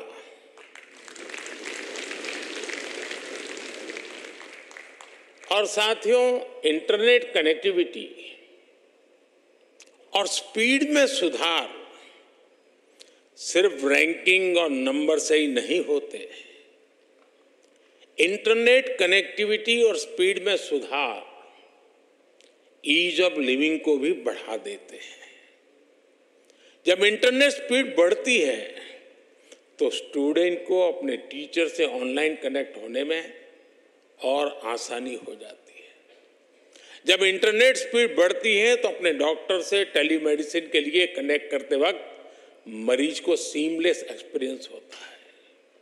जब इंटरनेट स्पीड बढ़ती है तो टूरिस्ट को किसी लोकेशन तलाशने के लिए मैप्स का इस्तेमाल करने की परेशानी नहीं आती। जब इंटरनेट स्पीड बढ़ती है तो किसान और आसानी से खेती की नई तकनीक को सीख पाता है, समझ पाता है। कनेक्टिविटी की स्पीड और अवेलेबिलिटी सोशल और इकोनॉमिक दोनों ही रूप से बड़ा परिवर्तन करते हैं। साथियों, हम हर क्षेत्र में पावर ऑफ डेमोक्रेटाइजेशन पर विश्वास करते हैं। भारत में विकास का लाभ हर वर्ग, हर क्षेत्र तक पहुंचे। भारत में संसाधनों का सभी को लाभ मिले, सभी को सम्मानजनक जीवन मिले और सभी तक टेक्नोलॉजी का फायदा पहुंचे। इस दिशा में हम तेजी से काम कर रहे हैं और मेरे लिए यही सबसे बड़ा सामाजिक न्याय है।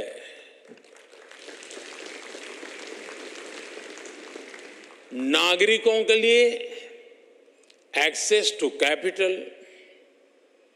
Access to resources, and access to technology हमारी सरकार की प्राथमिकता है। चाहे वो मुद्रा योजना के तहत कोलेटरल फ्री लोन्स की बात हो या स्वच्छ भारत के टॉयलेट्स की या जेम ट्रिनिटी से होने वाले डायरेक्ट बेनिफिट ट्रांसफर की, इन सभी में एक बात कॉमन है, ये देश के सामान्य नागरिक को वो अधिकार दिला रहे हैं जो उसे पहले मिलने मुश्किल थे। और निश्चित तौर पर इसमें टेलीकॉम टेक्नोलॉजी ने बड़ी भूमिका निभाई है। भारत नेट प्रोजेक्ट ने अब तक करीब 2 लाख ग्राम पंचायतों को ब्रॉडबैंड कनेक्टिविटी से जोड़ा है। हमारी अटल टिंकरिंग लैब्स के पीछे भी यही थॉट है। 10,000 लैब्स के जरिए हम करीब 75 लाख बच्चों को कटिंग एज टेक्नोलॉजी से जोड़ पाए हैं। मुझे विश्वास है कि एकेडमिक इंस्टीट्यूशंस में 100 5G यूज केस लैब्स शुरू होने के आज के अभियान से भी ऐसा ही एक व्याप बढ़ने वाला है। नई पीढ़ी को जोड़ने का एक बहुत बड़ा इनिशिएटिव है ये। किसी भी क्षेत्र से हमारे युवा जितना अधिक जुड़ेंगे, उस क्षेत्र के विकास की संभावना और उस व्यक्ति के विकास की संभावना उतनी ही अधिक होगी। ये लैब्स भारत के युवाओं को बड़े सपने देखने और उन्हें हासिल करने का विश्वास जगाती है। और मुझे पूरा भरोसा है कि हमारे युवा अपनी एनर्जी, अपने एंथुजियाज्म और अपनी स्पिरिट ऑफ एंटरप्राइज से मैं पक्का मानता हूं आपको सरप्राइज कर सकते हैं। कई बार वो किसी पर्टिकुलर टेक्नोलॉजी से ऐसे ऐसे काम करेंगे जिनके बारे में उस टेक्नोलॉजी को बनाने वालों ने भी नहीं सोचा होगा। इसलिए मैं अभी कुछ दिन पहले एक वीडियो देख रहा था। हमारे देश के लोगों की सोच कैसी है, और ड्रोन का ये भी उपयोग हो सकता है। हनुमान जी को इस रामायण के जो मंचन हो रहा था ना, तो हनुमान जी को जड़ी बूटी लेने के लिए जाना था, तो उन्होंने ड्रोन पर हनुमान जी को भेजा।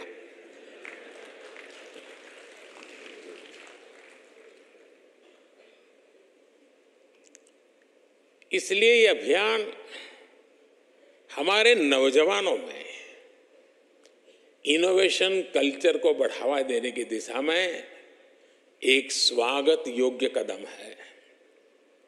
फ्रेंड्स, बीते कुछ वर्षों में भारत की सबसे महत्वपूर्ण सक्सेस स्टोरीज में हमारा स्टार्टअप इकोसिस्टम भी एक बहुत महत्वपूर्ण स्थान ले चुका है। तो यहाँ स्टार्टअप वाले क्या कर रहे हैं? बहुत कम समय में हमने यूनिकॉर्न्स की सेंचुरी लगाई है और हम दुनिया के टॉप 3 स्टार्टअप इकोसिस्टम में से एक बने हैं।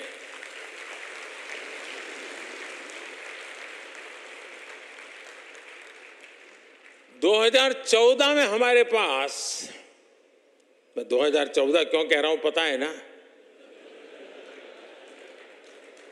वो तारीख नहीं है, एक बदलाव है।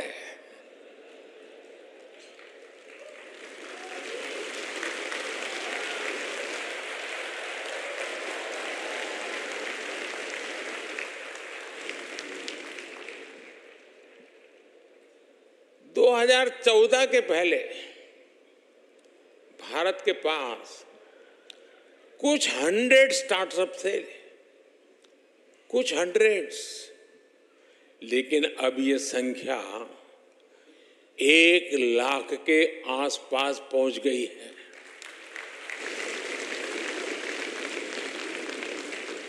ये भी बेहद अच्छा है कि स्टार्टअप्स को मेंटर और एनकरेज करने के लिए इंडिया मोबाइल कांग्रेस ने एस्पायर प्रोग्राम की शुरुआत की है।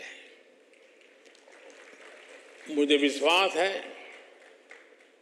कि आपका ये कदम भारत के युवाओं की बहुत मदद करेगा। लेकिन साथियों, इस पड़ाव पर हमें ये भी याद रखना होगा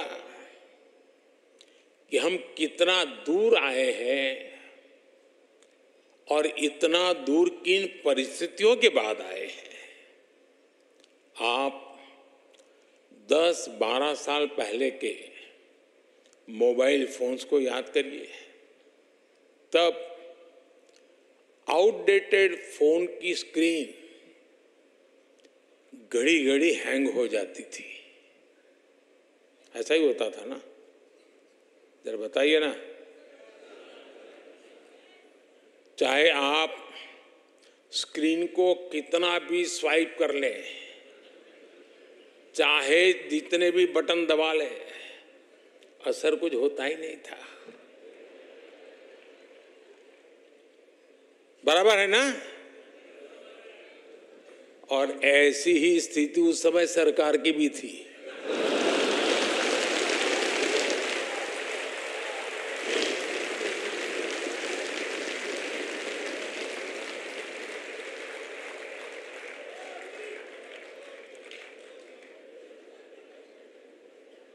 उस समय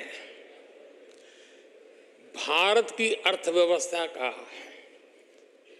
या कहें या तब की सरकार ही हैंग हो गए वाले मोड में थी।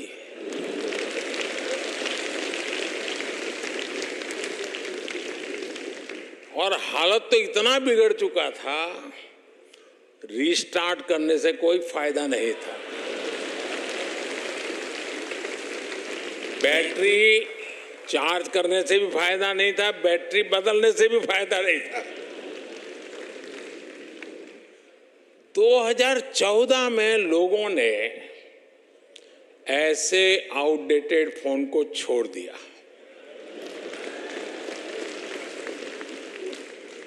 और अब हमें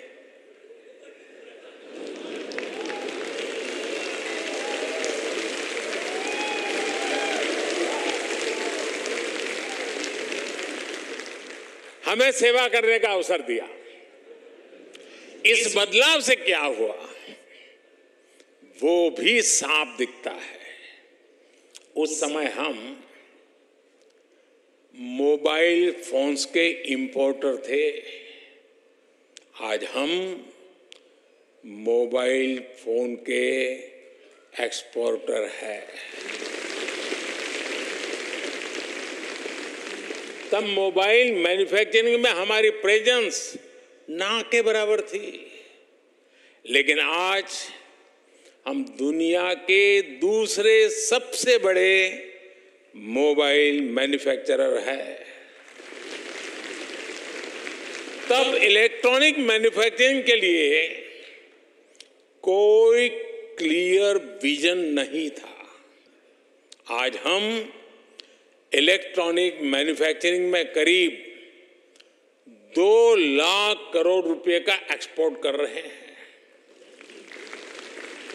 आपने देखा है कि गूगल ने भी हाल ही में ये घोषणा की है कि वो अपने पिक्सल फोन्स भारत में बनाएगा। सैमसंग के फोल्ड 5 और एप्पल के आईफोन 15 पहले ही भारत में बनना शुरू हो गया है। आज हम सबको इस पर गर्व है कि पूरी दुनिया मेड इन इंडिया फोन्स का इस्तेमाल कर रही है। साथियों, आज जरूरत है कि हम मोबाइल और इलेक्ट्रॉनिक मैन्युफैक्चरिंग में अपनी सफलता को और आगे बढ़ाएं। टेक इकोसिस्टम में हार्डवेयर और सॉफ्टवेयर दोनों की सफलता के लिए जरूरी है कि हम भारत में स्ट्रॉन्ग सेमीकंडक्टर मैन्युफैक्चरिंग सेक्टर का निर्माण करें। सेमीकंडक्टर्स के डेवलपमेंट के लिए सरकार ने पहले ही करीब 80,000 करोड़ रुपीस की PLI स्कीम चलाई है। आज विश्व भर की सेमीकंडक्टर कंपनियां भारतीय कंपनियों के साथ मिलकर सेमीकंडक्टर असेंबली और टेस्टिंग फैसिलिटीज में इन्वेस्ट करना शुरू कर दिया है। भारत का सेमीकंडक्टर मिशन सिर्फ अपनी डोमेस्टिक डिमांड ही नहीं, दुनिया की जरूरत पूरी करने के विजन पर आगे बढ़ रहा है। साथियों, विकासशील देश से विकसित देश होने के सफर को अगर कोई और तेज करता है तो वो है टेक्नोलॉजी।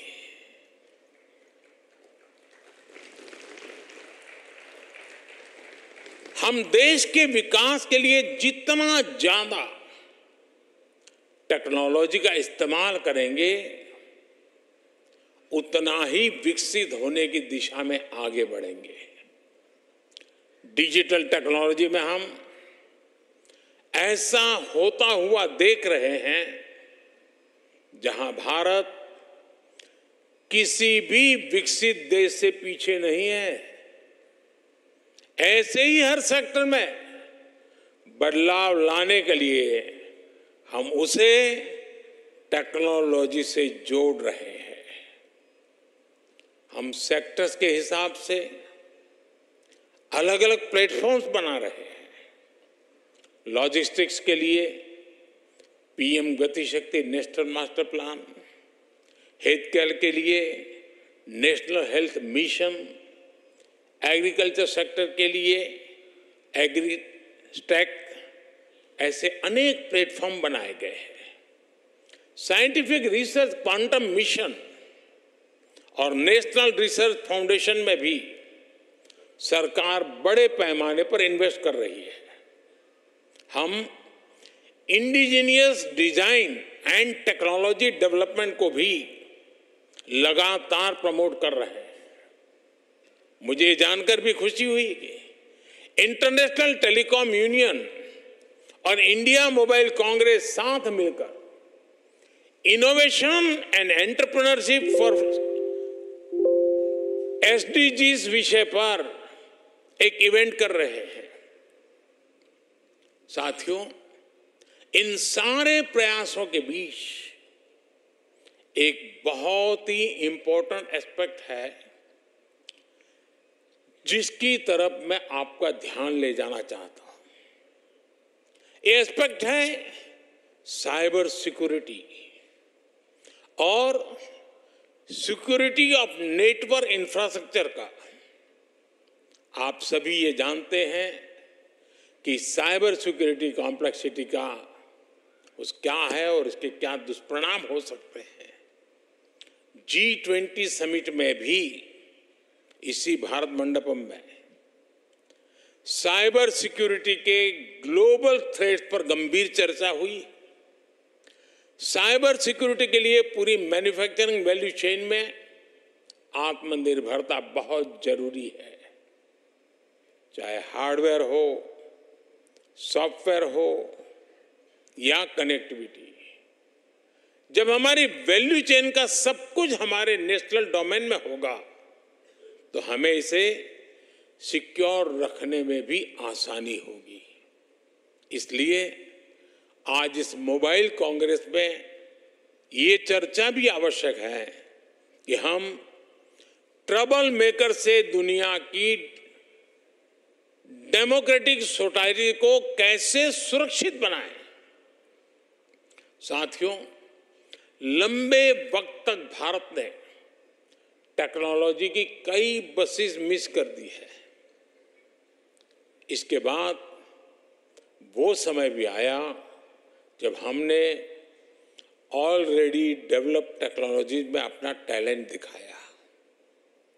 हमें हमारी आईटी सर्विस इंडस्ट्री के उसने भी उसको अभी बढ़ाने के लिए जो प्रयास हुआ है, लेकिन अब 21वीं सदी का ये कालखंड भारत की थॉट लीडरशिप का समय है।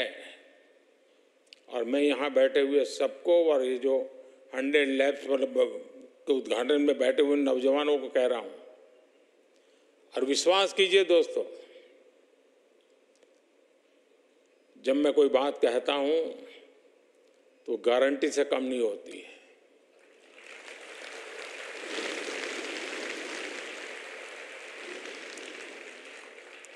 और इसीलिए मैं थॉट लीडर्स वाली बात कर रहा हूं।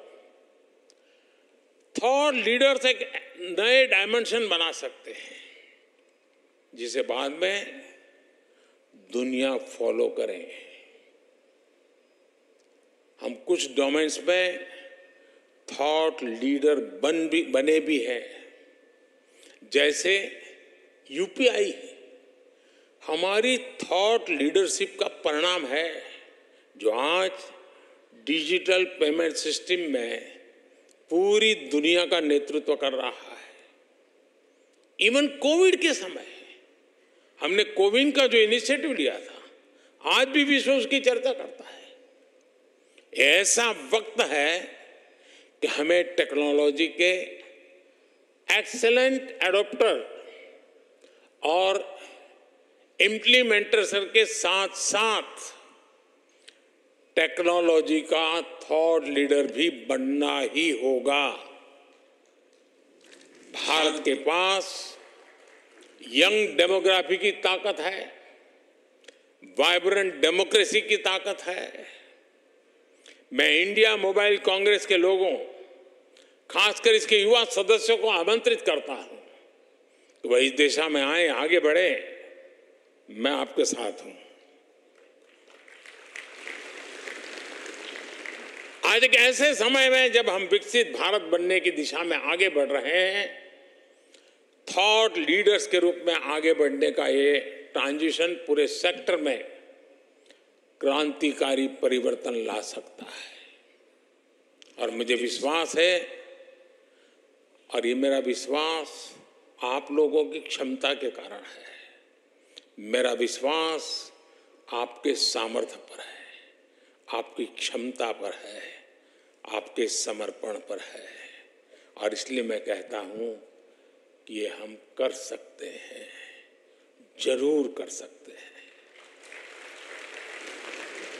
फिर एक बार आपको बहुत बहुत शुभकामनाएं।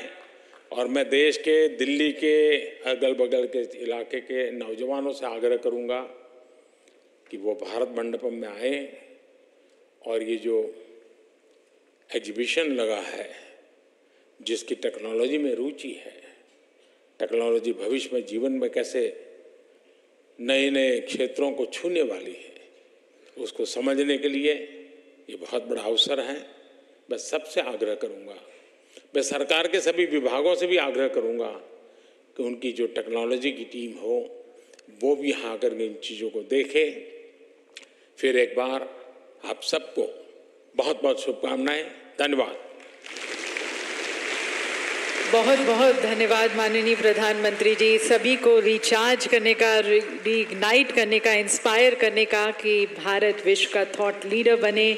और यहाँ पर युवा शक्ति पर आपका विश्वास, आपकी अंतर्दृष्टि, आपका मार्गदर्शन निस्संदेह सभी को डिजिटल दुनिया में नए क्षितिज तलाशने के लिए प्रेरित करेगा। बहुत बहुत धन्यवाद प्रधानमंत्री जी।